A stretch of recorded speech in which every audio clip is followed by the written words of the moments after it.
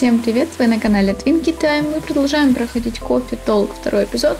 У нас тут Хайд и Гала, которым я вчера, не знаю, в прошлый раз, правильно подала напиток, потому что я немножко читерила, а они, оказывается, поспорили, но это не важно, это совершенно не важно. Пожалуйста, давай не спадать. Да, еще чуть-чуть я куплю новый телевизор на деньги, которые я экономлю на еде. Давай, сегодня на рану. О, всем привет. Привет, Луя. Привет. Уже сегодня у тебя много работы. Привет, Луя. Да, работа есть, это не может не радовать. Отлично. Очень рада видеть тебя здесь, Хайд. Я хотела извиниться, мне не терпелось с тобой пообщаться, особенно после такого долгого перерыва. В результате я все время провела споря с Бейлисом. Вот здесь? Эй, ребят, чё как, Лукас? Понятно.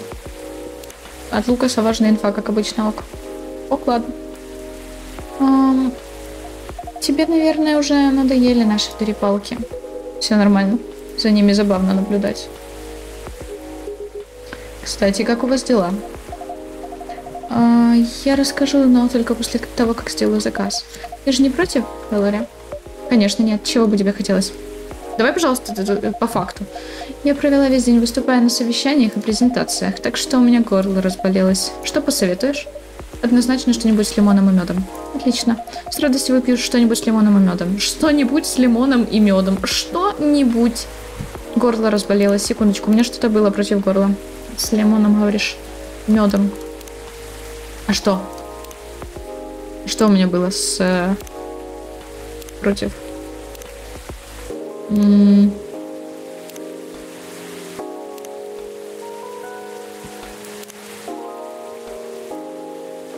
Лимон. Можно лимон. Лимон и мед. Лимон.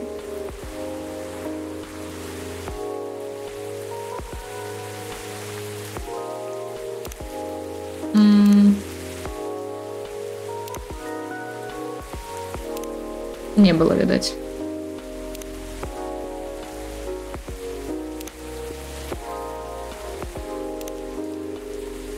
Блин, а что? Лимон и мед. Ну что-нибудь это что? Лимон? Мед. А ну приготовь. Сейчас посмотрим, что за что-нибудь.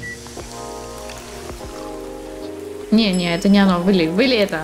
Выли это, типа этого тут не было. Спасибо. Лимон и мед, значит. Это еще что? А что я ей сейчас налила?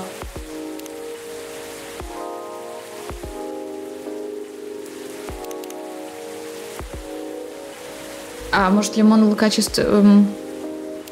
Мне кажется, лимон вторым ингредиентом, дополнительным кладется, а не первым. Я могу ошибаться. Я не знаю, какой... Что-нибудь с лимоном и медом. Что-нибудь. Сбрось. Это должно быть что-то, наверное, теплое, новое. Наверное, не новое. Молоко? Подожди, против... Она сказала, что у нее что? Горло болит. Я против горла раньше пила молоко, масло, мед. А тут лимон. Я не знаю. Лимони сникер. На вот пей. Что, правильно? Правильно. Что я люблю? Прекрасный яркий свет луны и верю в жизнь без места для войны. Обожаю искусство и поэзию. Что? О моей жизни. С утра до вечера работаю в торговой компании, а по выходным хожу на поэтические вечера, посещаю музеи, околдована запретной любовью. Ну, это заметка за запретную любовь, прям да. Это прям да. Тут счастливая история в чашке, понимаю. Держи, мед успокоит горло, а лимон поможет быстрее восстановиться. Спасибо. Спасибо. Пожалуйста. Какая вкуснятина, как раз то, что мне нужно. Приятно слышать. Моя компания пытается получить крупный контракт, так что я вечно на совещаниях, проверяя, все ли идет по плану. Справляешься? Да, но это большая ответственность, мне приходится принимать кучу решений. Частично мне это нравится, но бывает тяжело. Так что приятно расслабиться, выпить чего-нибудь теплого. Гала, отвечая на твой вопрос, думаю, ты уже понял, что наши с БМ отношения переживают не лучшие времена. Да, Хайд немного об этом рассказывал. Так вот, последние несколько дней мы не разговаривали о свадьбе, и, честно говоря, я только рада. Дело в том, что я знаю, Бен хочет как лучше, он предполагает то, что, по его мнению, мне бы понравилось. И, по идее, все это должно мне нравиться. Он старается, продумывает детали, и я должна быть благодарна за то, что он пытается мне угодить, но меня это только бесит. Потом мне становится стыдно за свою реакцию, и от этого я злюсь еще больше. Знаю, ситуация так себе. Конечно, было бы здорово, если бы все мы всегда вели себя рационально, злились только на тех, кто действительно этого заслуживает. Но мир устроен куда сложнее, правда? Ну, типа. Да. Мне кажется, тебе нужно попробовать разобраться, что на самом деле так тебя раздражает. В этом и дело, я не уверена. Сначала я думала, что во мне говорит усталость, что так на меня влияет стресс на работе, и мне всегда было сложно упорядочивать личную жизнь. И меня серьезно беспокоит финансовая сторона вопроса. Не хочу, чтобы Бэй потратил слишком много денег, но он прав в том, что если я приглашу родственников, то придется под них подстраиваться. Пока не знаю, как этого избежать, но мне кажется, что, возможно, основная проблема не в этом. Чем больше ссылок на потенциальные площадки и поставщиков он мне присылает, тем острее ощущаю, что мы совершаем ошибку. Этот смотрит тупо туда-сюда. Я не про брак. В смысле, я правда хочу выйти замуж за Б, но то, как мы планируем эту свадьбу, не знаю. Я бывала на свадьбах друзей. Много часов разглядывала картинки на свадебную тематику в интернете. Обычно все устраивают большие вечеринки, стильные, хорошо организованные. Принято приглашать всех родственников, знакомых с работы и друзей, арендовать банкетные залы, нанимать живую музыку, покупать дизайнерские платья и шить костюмы на заказ. Раньше я на все это смотрела и думала, здорово, тоже так хочу. Но теперь мне все больше кажется, что это не для меня. Почему бы тебе не рассказать об этом своему жениху? Вдруг он подумает, что я хочу дать заднюю? Или сомневаюсь в его способности вложиться в бюджет? Зависит от того, как именно ты скажешь ему об этом, разве нет? Да, но об этом тяжело говорить. Мы многое перенесли вместе, вы знаете. Свадьба должна стать для нас особенным днем, праздником нашей любви. Для Б это важно, он расстроится, если ему покажется, что для меня это не имеет значения, или что я ему не доверяю. Клянусь, вы с Эльфом прекрасная пара. Ты слишком много беспокоишься о том, что думают другие, вместо того, чтобы прислушаться к собственным желаниям. Ты ведь понимаешь, что самое важное — это чего хочешь ты. Ну, в целом, да, понимаю, но при чем тут это? Как бы ты хотела отпраздновать вашу любовь? Торжеством? Так. А кого ты любишь? Кажется, ты его встречал, он такой блондин с щенячьими глазками. Ага, хорошо. Что ты помнишь? Потому что у меня сложилось... Хорошо, что ты помнишь. Я сначала не врубилась, что это. Ага, хорошо, что ты помнишь. Потому что у меня сложилось впечатление, будто ты состоишь в отношениях со своими женатыми друзьями. Незнакомцами со свадебных картинок в интернете. Ты устраиваешь праздник в честь ваших отношений. Почему тебя так заботит, что было на чужих свадьбах? Ваш особенный день должен понравиться вам двоим. Наденьте кроссовки, проведите его в бургерной, если вам так хочется. Про бюджет можно будет забыть. Если вы устроите свадьбу в своем стиле, то даже если она будет попроще, все равно не будет казаться убогой. Я не отказывалась от мысли о красивом платье и вкусной еде. Славно. Но я тебя поняла. Просто у моих родственников есть определенные ожидания. Спокойствие. Сейчас у меня загорит, походу, очко. Потому что она вторую игру подряд заботится о том, что там ожидают от нее родственники. И я понимаю, с одной стороны, я очень сильно понимаю, потому что я сама долгое время думала и заботилась о том, что мои родственники подумают, что им не понравится. И как-то немножко начинаешь забывать о том, что вообще-то, а что тебе понравится? А что понравится мне вообще-то? Здравствуйте, приехали. И... это ситуация, когда, они же ожидают, что я буду такой, это так, я плюс-минус утрирую, не знаю. Они же ожидают, что я буду хорошей девочкой, что я сделаю так, чтобы им понравилось, что они будут гордиться мной. А потом ты такая сидишь и думаешь, захлебнись, гордятся они мной. Как классно, как же я счастлива. Нет. Вообще. Это я к тому, что... подобную фигню тяжело убрать из своей жизни, в смысле, вот эти вот ожидания, одобрения родственников или близких, потому что, многие люди привыкли так жить, многие люди так воспитаны, так получилось, так мы выросли, так вот произошло уже все. Но нужно также понимать, что от этого надо избавиться, потому что все-таки ты проживаешь свою жизнь, а не жизнь родственников, потому что родственники твои, они проживают свою жизнь, и они вряд ли так сильно и так часто думают о том, а ты как бы их одобряешь, они получают твое одобрение, вряд ли они об этом думают. Нет, они не думают, скорее всего, нет. Ну, возможно, какие-то случаи есть, что да, но я думаю, это не часто. У моих родственников есть определенные ожидания. Они сами тебе так сказали? Нет. Ну да, еще возможный вариант, что она просто думает, что там ее родственники могут ожидать, а на деле родственникам вообще как бы, ну, чуть-чуть с высокой колокольни насрать-то на это. То бишь, они просто сидят и думают, свадьба, хорошо, я за тебя рада. А она такая сидит и загоняется, типа, блин, они же, наверное, ждут, что я буду такой классный, такой, ну, типа, свадьба, как у всех нормальные свадьбы. А им просто насрать. Ну, может быть, это все у нее в голове. Вполне тоже вариант. Значит, может быть, у них есть ожидания, а может быть, ты сама себе это нафантазировала. Единственный способ выяснить это с ними поговорить. Да и разве Бейлис не собирается вот-вот присоединиться к твоей семье? У него-то точно никого, кроме тебя, нет.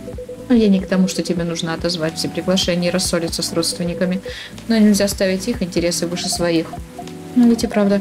Мне теперь есть о чем подумать. Спасибо, Хайд. Обращайся. Не знаю, это все потому, что он такой древний вампир? Ты чё? Не, Гала, кстати, тоже советы классные дает. Тут мне нравятся как советы... Кого мне Галы нравятся советы? Хайда нравятся советы. Я, честно говоря, даже не знаю еще кого. Возможно, Миртл. У Миртл вроде тоже, ну, такой прямой взгляд, и она не то чтобы советы, а она прям так прямо старается говорить все. Хотя был момент, когда она не захотела напрямую говорить с Аквией, точнее, не напрямую говорить, а высказывать свои чувства. Вот у нее с чувствами проблема, с высказыванием чувств, я считаю. А с тем, чтобы говорить прямо, что вот это хреново, а вот это не хреново, ну, тут вроде она норм. Даже не знаю, кто еще. А ну, покажи. Хайд, Рэйчел, ну, Рэйчел 50 на 50, Джорджи тоже нейтрально. Ну, Джорджи, возможно, иногда дает советы, но так. Луя нет, Бейлис нет, Аквия нет, Лукас тоже нет, Риона 50 на 50, не думаю. Аманда нет, Сильвер, да тоже вряд ли. Ну, так что да, вот эти двое прям да. Когда ты раздаешь советы, прямо оживляешься, Хайд, поразительно. Может тебе податься в психотерапевта? 3-ю серию об этом говорю. Нет, с 1-й части игры об этом говорю, наверное, не помню.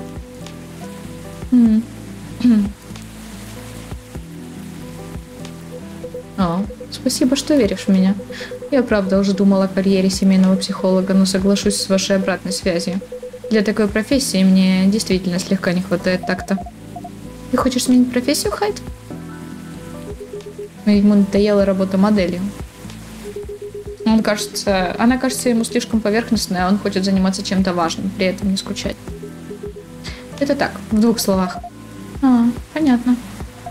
Есть вероятность, что работа моделью снова начнет тебе нравиться? Вряд ли. Последний раз мне было весело на съемках лет 20 назад. Что ж тогда произошло? Че так посмотрел? Зыркнул.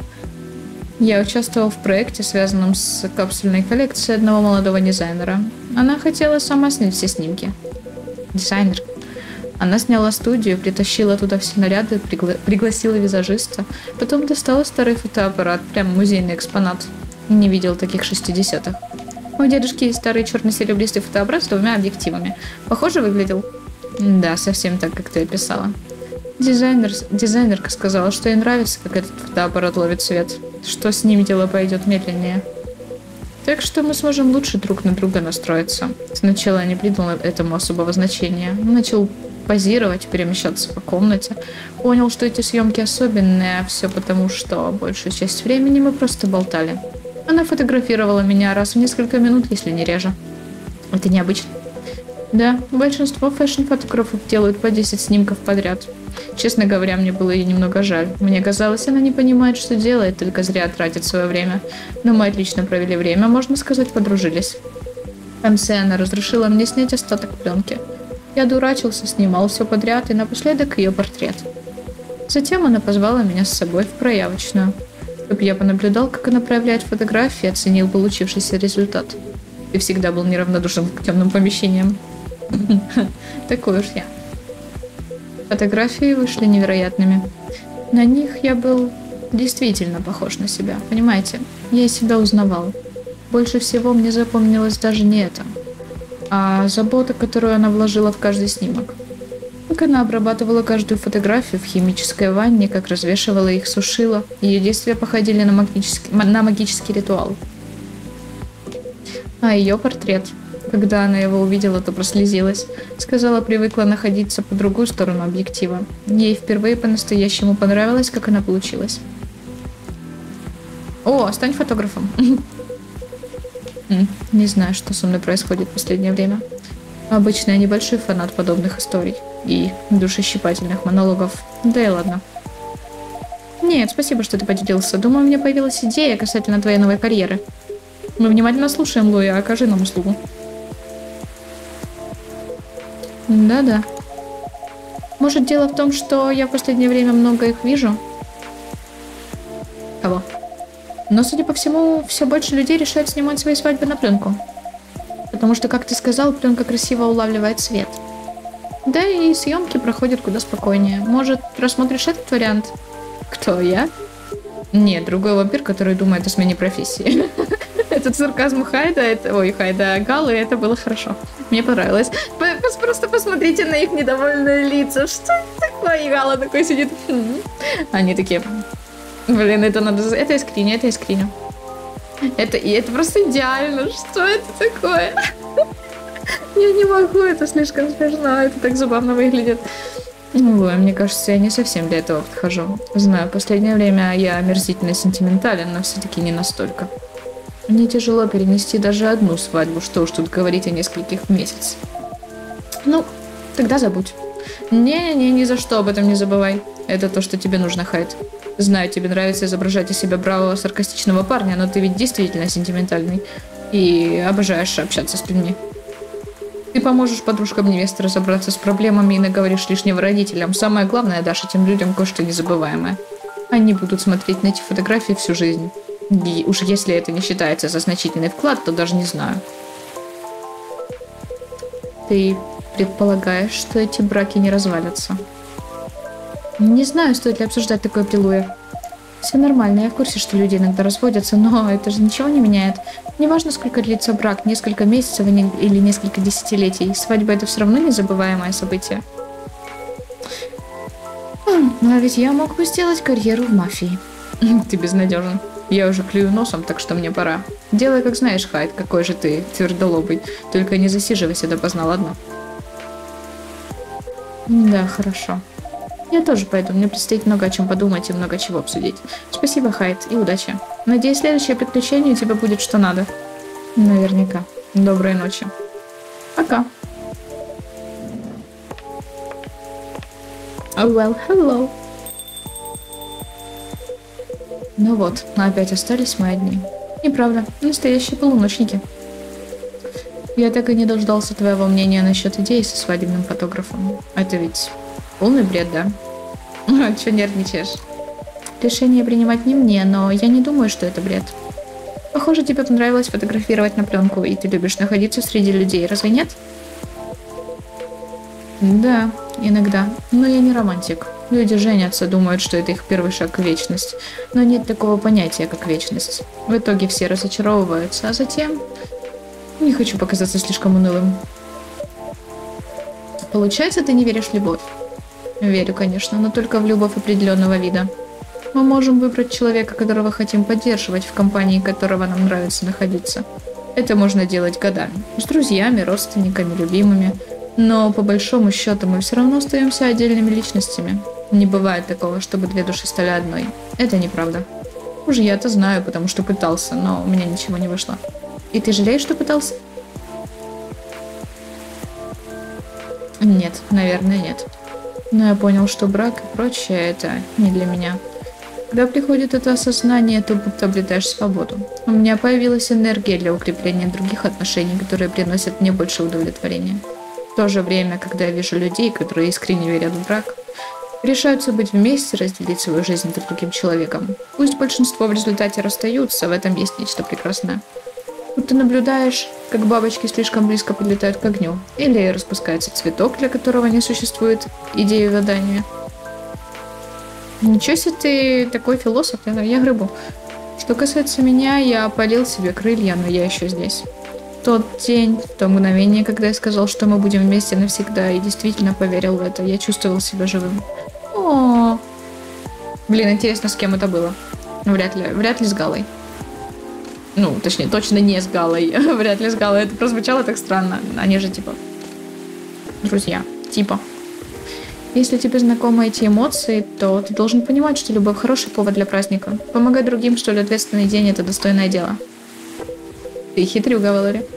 Я слишком устал, чтобы с тобой спорить, так что я пойду. Скажешь. Хочу сказать, я ценю наши беседы тет-а-тет. Надеюсь, тебе дальше будет приятно проводить здесь время.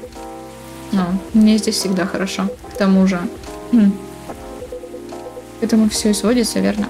Я ощущаю ход времени иначе, чем все мои остальные знакомые. Здорово, что Гала относится к виду долгожителей, но даже он состарится гораздо раньше меня. Мир 100 раз поменяется, появятся и забудутся новые технологии, и через 100 или 200 лет на меня опять нападет такое настроение. Но Луи и Гала уже не смогут дать мне совет, потому что их не будет рядом. Мир не станет меня дожидаться. Но ты никуда не денешься, правда? Ты проницателен, Хайд.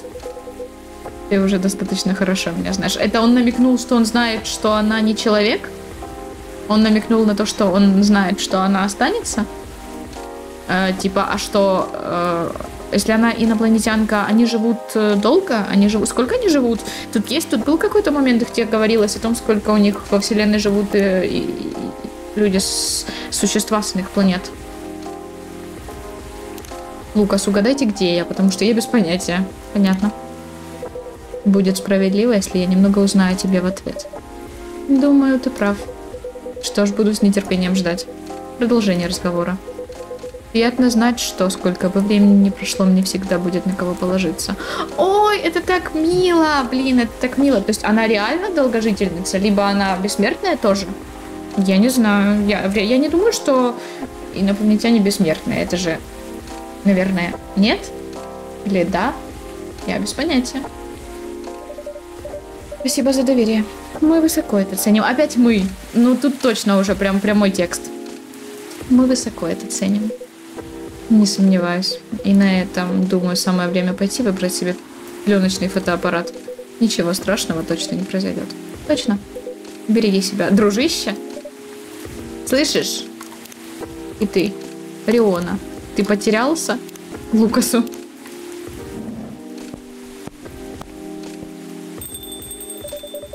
Мир не станет тебя дожидаться, Хайд. Но некоторые из нас дождутся. Что за намеки, блин? Прикольно. Прикольно. Мне понравилось. Да? Да блин, а почему? Почему так много волос выпадает с меня? Четверг, 28 сентября.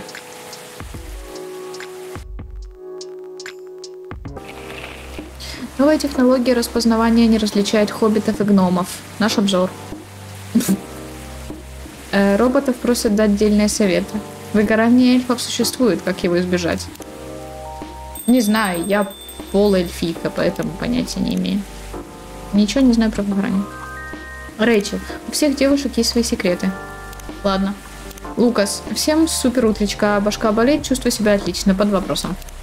Миртл, только что потратила 2 часа, листая мобильные игры в App Store. Количество копий пустышек просто зашкаливает. Риона, сегодня без доставок, продолжу завтра. Кстати говоря, мы вчера читали? Да. Давайте прочитаем, наверное, вот этот текст и на этом закончим на сегодня. На вершине колеса обозрения. Наконец-то подошла наша очередь прокатиться на колесе обозрения. Она крепко схватила меня за руку, потянула в выцветившую розовую кабинку. Я почувствовал прохладу ее небольшой ладони. Недавно она была теплой, раньше даже малейшее ее прикосновение согревало весь мой мир и наполняло меня радостью. Но когда она усадила меня рядом с собой, ее руки были холодны. Я знал, что дело во мне. Это я больше не мог ощущать ее тепла. Колесо обозрения тронулось, пока мы медленно поднимались, она, не отрываясь, смотрела на озеро рядом. Колесо обозрения — настоящее чудо, правда? Такое ощущение, что дом переносит нас в другой мир, туда, где только мы вдвоем. Так она начала разговор, я лишь слабо улыбнулся в ответ. Эй, красавчик, хочешь узнать секрет? Я тебя люблю. Она улыбнулась искренне, мне было тяжело слышать эти слова. Я ничего не сказал, не мог. Она и не ждала от меня ответа. Между нами повисла долгая пауза, она отвернулась от меня, вновь обратив внимание на пейзаж за стеклом. Я понимал, что она хочет спрятать от меня лицо. Мы продолжали медленно подниматься, уже были на полпути к вершине, пока я пытался найти подходящие слова. Как разбить чужое сердце, при этом не причинить лишней боли? Мы достигли самой верхней точки, наша кабинка остановилась, как и было задумано. На секунду, пока мы были на верхушке мира, время замерло. Слушай, давай поговорим. Мне наконец-то хватило смелости заговорить. Я знаю.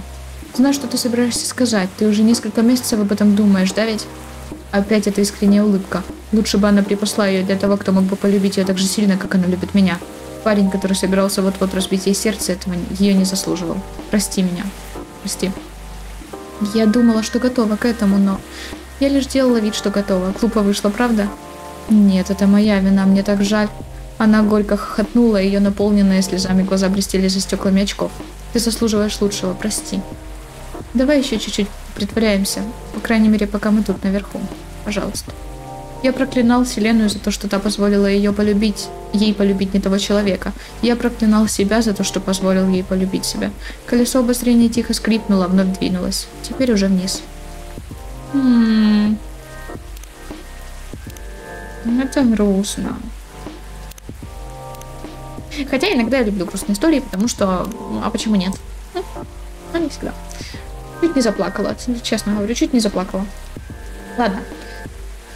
Ладно. Спасибо, телефон.